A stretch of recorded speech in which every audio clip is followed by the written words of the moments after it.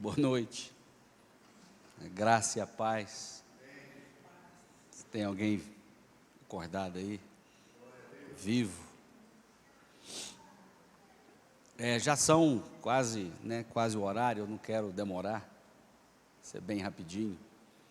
Estava falando ali com o Geraldo, nós vamos decidir ainda, mas creio que nós vamos fazer algumas quartas-feiras uma série sobre arrebatamento, segunda vinda, algo breve sobre escatologia, eu acho que é importante, né? Vamos combinar isso. E eu quero só ler um texto, é só ler o capítulo 11 de Romanos, trazer alguns comentários sobre isso para você. Mas antes disso tudo, eu quero te dar um breve comentário sobre o que está acontecendo ali em Israel e os desdobramentos do que está acontecendo. Amém?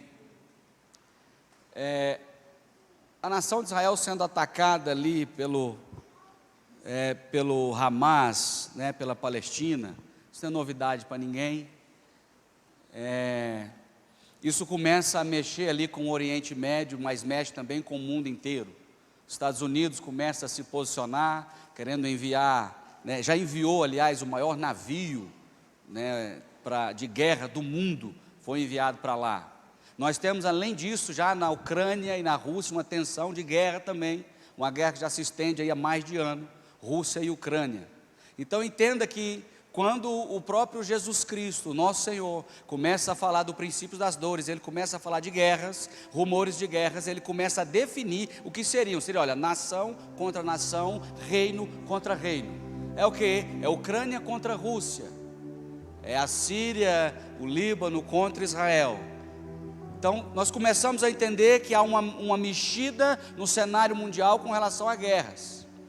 E não só isso, mas eu vejo, eu quero passar para você aquilo que eu enxergo, um cenário que está sendo montado para o surgimento de um homem, que talvez venha pacificar tudo, talvez não, ele vai pacificar essas coisas, vai tentar trazer paz ao mundo, vai se levantar como um líder global. A principal causa do problema entre Rússia e Ucrânia é o nacionalismo exacerbado. É o problema que a ex-União Soviética, a Rússia, ela perdeu e fragmentou. E aí a OTAN começa a agregar países ali, começa uma ofensiva, e eles querem recuperar um território do orgulho da mãe Rússia, sim ou não? Então o problema ali é o nacionalismo exacerbado.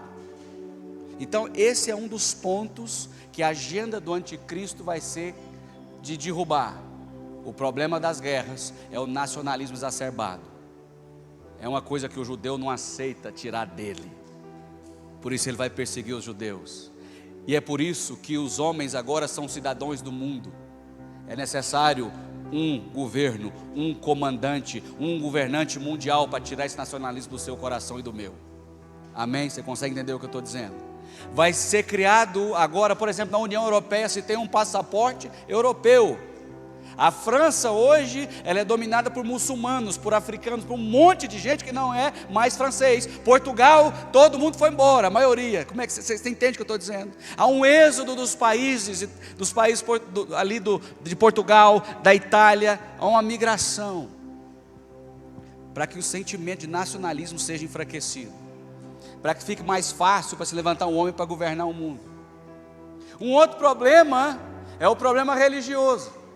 A guerra entre Israel e o Hamas, ali o Sírio, o Egito, o Líbano, o Irã, é principalmente entre árabes, não é isso?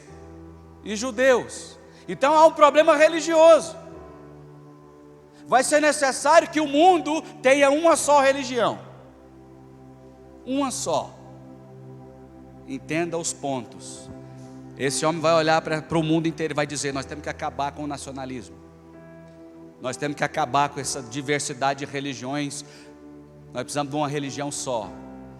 Então nisso surge o anticristo, e aqui surge o falso profeta. Satanás está preparando todas essas coisas. Talvez a gente ainda não tenha visto isso, mas há preparado um cenário para o surgimento desses homens. Com essas guerras, a variação cambial virou loucura, as moedas. Bolsa de valores, sobe e desce, sobe e desce, sobe e desce.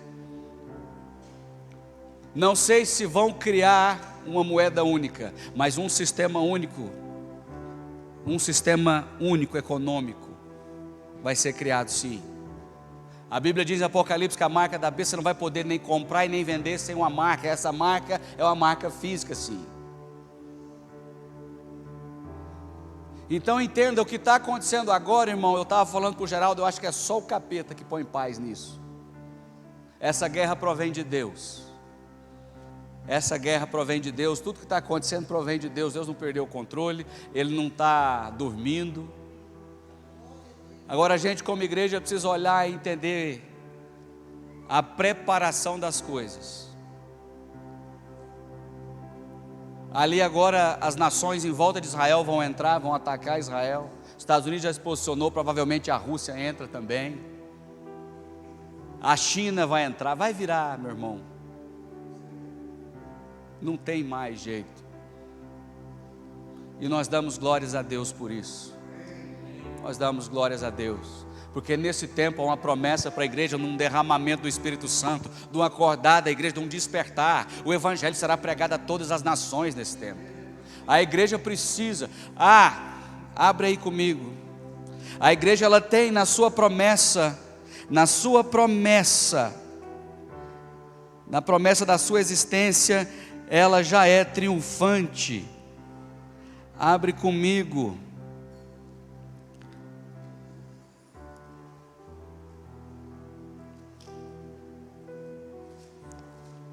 Deixa eu ver aqui.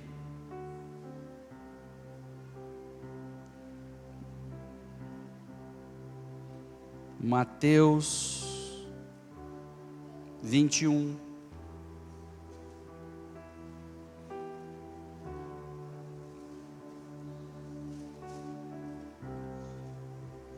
Mateus 21, 33.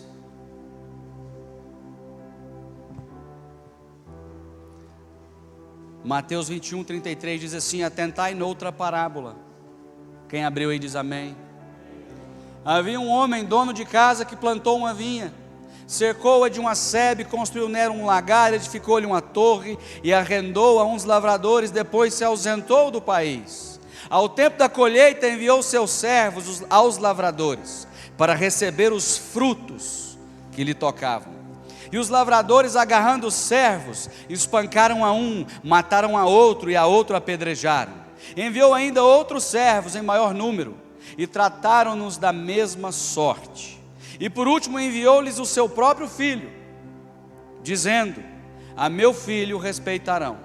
Mas os lavradores, vendo o filho, disseram entre si: este é o herdeiro, ora vamos, matemo-lo e apoderemo-nos da sua herança. E agarrando-o, lançaram fora da vinha e o mataram. Quando, pois, vier o senhor da vinha, que fará aqueles lavradores? Responderam-lhe: fará perecer horrivelmente a esses malvados e arrendará a vinha a outros lavradores, que lhe remetam os frutos nos seus devidos tempos. Perguntou-lhe Jesus: nunca leste nas Escrituras? A pedra que os construtores rejeitaram, essa veio a ser a principal pedra angular. Isso procede do Senhor e é maravilhoso aos nossos olhos. Portanto vos digo que o reino de Deus vos será tirado e será entregue a um povo que lhe produza os respectivos frutos. Amém? Você consegue entender essa parábola, o que Jesus está dizendo? Ele está dizendo que Israel seria rejeitado por um tempo e o reino seria entregue a um outro povo, a lavradores que entregariam seus frutos. Mas a promessa não é só que ele ia entregar, a promessa na parábola que ele está dizendo será entregue a um povo que lhe produza os respectivos frutos. A igreja, na sua promessa, na promessa de existência, não é só a promessa de receber um reino, mas ela é triunfante até na sua promessa de existência. A igreja vai produzir os seus frutos. Nós vamos produzir o que nos foi dado, nós vamos entregar, porque a Bíblia diz assim: olha, Ele se alegrará com os seus frutos, verás o fruto do seu penoso trabalho, e Ele vai se alegrar. Amém. Romanos 11.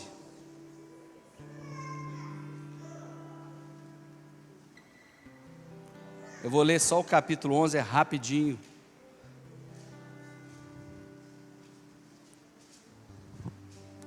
Esse capítulo, se você puder ler todos os dias, de hoje para frente, para a gente poder entender o que está acontecendo com Israel, o que vai acontecer, a gente entender quais são os pensamentos de Deus acerca de Israel. Eu sei que é um assunto que às vezes não está muito claro entre nós. O apóstolo Paulo escreve a carta aos Romanos, no capítulo 11, ele diz assim: pergunto, pois, terá Deus porventura rejeitado o seu povo? Terá Deus rejeitado a Israel? Essa é a pergunta que ele faz. De modo nenhum, porque eu também sou israelita, da descendência de Abraão, da tribo de Benjamim. Deus não rejeitou o seu povo, a quem de antemão conheceu. Ou não sabeis que a Escritura refere a respeito de Elias, como ele insta perante Deus contra Israel, dizendo: Senhor, mataram os teus profetas, arrasaram os teus altares, e só eu fiquei e procuram tirar minha vida. Que lhe disse, porém, a resposta divina: reservei para mim 7.000 homens, que não dobraram os joelhos diante de Baal. Assim, pois, também agora, no tempo de hoje, sobrevive um remanescente, segundo a eleição da graça. Segura um pouco, Paulo está dizendo o seguinte: olha, Deus não rejeitou Israel, ainda há uma promessa para Israel, agora a salvação agora é por Cristo, e mesmo assim ainda há um remanescente. Mesmo quando Elias, ou seja, ainda no tempo da lei dos profetas, quando Elias disse: olha, não sobrou ninguém, só tem eu aqui que presta, só tem eu que sou salvo, Deus falou: não é assim não, tem 7.000 que não se dobraram a Baal. O que Paulo está dizendo? Eu mesmo, eu sou da tribo de Benjamim, eu sou descendência de Abraão, mas eu sou apóstolo dos gentios. Deus sempre trabalha com o remanescente em Israel também. A promessa para Israel ainda é que tem um remanescente. Você pode ver, tem crescido o número de judeus messiânicos. Isso tem a ver, sim, com o endurecimento que veio em parte a Israel. Amém? 6. E se é pela graça, já não é pelas obras. Do contrário, a graça já não é graça. Que diremos, pois? O que Israel busca, isso não conseguiu. Ele não conseguiu o quê? A salvação pelas obras. Mas a eleição o alcançou, e os mais foram endurecidos, como está escrito: Deus lhes deu o espírito de entorpecimento, olhos para não ver e ouvidos para não ouvir, até o dia de hoje. E diz Davi: torne-se a mesa em laço, e a armadilha em tropeço e punição, escureçam-se os olhos para que não vejam, e fiquem sempre encurvadas as suas costas. Ele está dizendo que Israel está entorpecido, está cego, está surdo. O próprio Deus fez isso, eles não conseguiram enxergar Jesus Cristo, antes eles o rejeitaram e o mataram. Mas Paulo garante que tem um remanescente. Amém? Segue, pergunto, pois, porventura tropeçaram para que caíssem? De modo nenhum. Pela sua transgressão veio a salvação aos gentios, para colocá-los em ciúmes. Ora, se a transgressão deles redundou em riqueza para o mundo, e o seu abatimento em riqueza para os gentios, quanto mais a sua plenitude. Dirijo-me a vós outros que sois gentios, nós que éramos gentios, hoje nós somos igreja. Visto, pois, que eu sou o apóstolo dos gentios, glorifico o meu ministério, para ver se de algum modo posso incitar ao ciúme, a emulação do meu povo, e salvar alguns deles. Porque se o fato de terem sido eles rejeitados trouxe reconciliação ao mundo, que será o seu restabelecimento, senão vida dentre os mortos? A promessa é de que Israel, olha, presta atenção, se a rejeição de Israel foi salvação para o mundo inteiro, se você olhar Atos ali no capítulo 7 para frente, depois da morte de Estevão, as vestes dele jogadas ali aos pés do apóstolo Paulo, que na época ainda era Saulo. Do 8, do 9 para frente tem uma dispersão, o pessoal sai e aí divide. Pedro vai lá em Cornélio, Pedro vai no centurião, não é isso? Atos 10, 11, 10, ele já vai no centurião. E aí dali para frente Pedro já está começando a lidar com gentios, e Paulo vai para os gentios. O endurecimento vem, a rejeição de Israel ali, quando ele rejeita Estevão, quando rejeitou Jesus, e culmina lá no final ali, são 3 anos depois, a rejeição de Estevão. Quem lembra daquela parábola que Jesus fala da figueira? Ele fala: eu venho nessa figueira aqui já há 2 anos e ela não dá fruto, não é isso? Eu venho há 2 anos aqui e ela não dá fruto. E aí o viticultor fala assim: não, deixa ela mais um ano, vamos adubar, vamos ver se ela dá o fruto, se não der, você corta. Ali já tinha 2 anos de ministério, né? já era o 3º ano do ministério de Jesus. Era o 3º ano do ministério de Jesus. Ele falou: tem 2 anos que eu venho aqui. Aí ele fala: não, deixa mais um ano. 1 ano depois é o martírio de Estevão. Dali para frente, se você olhar em Atos, a igreja vai para os gentios. Amém? Eu estou resumindo, mas nós vamos falar sobre isso mais profundamente. Então, a rejeição de Israel trouxe para nós a salvação. O que será a religação dele se não vir dentre os mortos? O que ele está dizendo? Que a ressurreição, a vida dentre os mortos, a promessa de um corpo glorificado, a promessa da vida eterna, ela está ligada à restauração de Israel. E isso acontece no final da tribulação. Amém? Quem está entendendo? Vamos terminar rápido aqui que já deu tempo. 16, e se forem santas as primícias da massa, igualmente o será a sua totalidade. Se for santa a raiz, também os ramos o serão. Presta atenção no 17, se porém alguns dos ramos foram quebrados, e nós, sendo oliveira brava, foste enxertado em meio deles, e te tornaste participante da raiz e da seiva da oliveira. Segura, quem lembra quando Jesus disse assim: da salvação vem dos judeus? Ele disse isso para aquela samaritana. E aqui o apóstolo Paulo está dizendo: olha, os ramos foram quebrados, alguns judeus foram rejeitados, ele foi tirado, e nós que éramos bravos, não pertencíamos a essa oliveira, nós fomos enxertados, e somos participantes da mesma seiva. A gente bebe da mesma fonte, bebe da mesma água, bebe da mesma salvação que foi prometida a eles. É isso que ele está dizendo. Não te glories contra os ramos, porém se te gloriares, sabe que não és tu que sustenta a raiz, mas a raiz que sustenta a ti. Dirás, pois, alguns ramos foram quebrados para que eu fosse enxertado. Bem, pela sua incredulidade foram quebrados. Tu, porém, mediante a fé estás firme. Não te ensoberbeças, mas teme, porque se Deus não poupou os ramos naturais, também não te poupará. A nossa firmeza ainda está na fé. A fé em Deus que nos mantém firmes nessa oliveira. Considerai, pois, a bondade e a severidade de Deus. Para com os que caíram, severidade, mas para contigo a bondade de Deus, se nela permaneceres. De outra sorte, tu serás cortado. Eles também, se não permanecerem na incredulidade, serão enxertados, pois Deus é poderoso para os enxertar de novo. Pois se foste cortado da que por natureza era oliveira brava, e contra a natureza enxertada em boa oliveira, quanto mais não serão enxertados na sua própria oliveira aqueles que são ramos naturais. Porque não quero, irmãos, que ignoreis este mistério, para que não sejais presumidos em vós mesmos, que veio endurecimento em parte a Israel, até que haja entrado a plenitude dos gentios. Israel está duro, enquanto os gentios estão entrando. Vem endurecimento em parte a Israel até que haja entrada a plenitude dos gentios. Quanto mais a igreja vai avançar, quanto mais a igreja vai ganhar nações, mais Israel vai ser quebrantada. Quem está entendendo o que está dizendo aqui?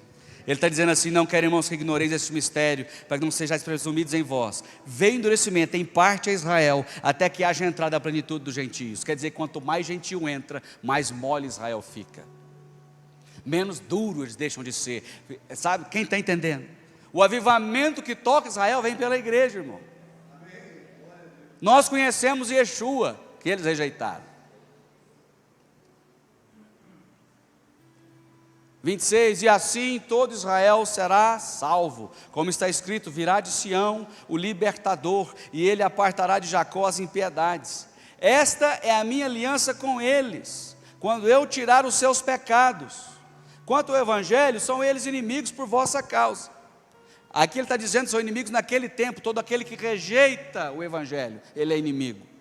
Quanto, porém, à eleição, amados por causa dos patriarcas, porque repousa sobre eles as promessas, vem deles a seiva, eles são a oliveira, porque os dons e a vocação de Deus são irrevogáveis.